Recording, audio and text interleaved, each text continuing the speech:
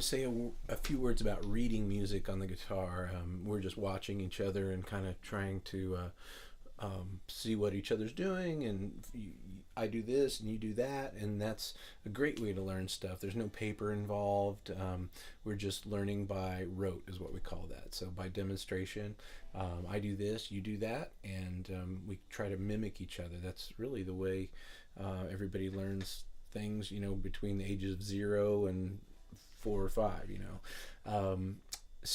But music on the page is kind of like that's why we call them notes. You write them down, but these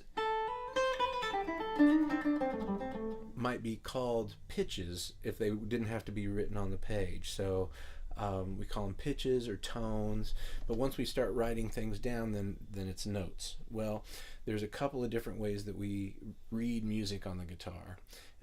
If you were just a piano player, you would only read what's called modern notation, which is those little black dots on a staff with treble clefs and bass clefs. And I encourage everybody to learn that as a language. It's a language that you can read the way some people read Egyptian hieroglyphics or ancient language or Chinese or something that's a different language for us.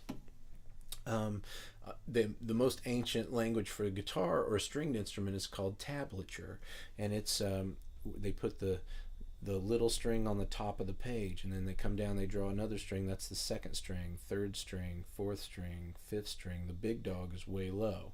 Well, it's kind of opposite of what we have on our guitar, where the big string is close to the ceiling and the little string is close to the floor.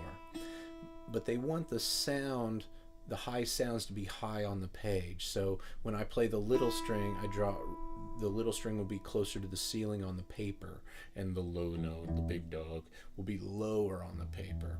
And then they just might write a number on that line, like if they want you to play 12, they'll write 12 on the big dog up there. Or if they want you to play the big dog open, it'll be down here. It'll have a 0 on that. So there's also scale frames and chord frames, which we'll be going over.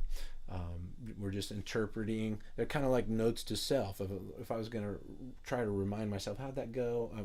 I might write it down. And so that's where writing music comes from. And we could share it with each other, and we could send it to other people, or if we never heard it before, we could write it down and then ship it out. So that's where it comes from. But don't forget that people were playing music together, and they would just show each other, like, oh, what are you doing? Oh, I could do that too.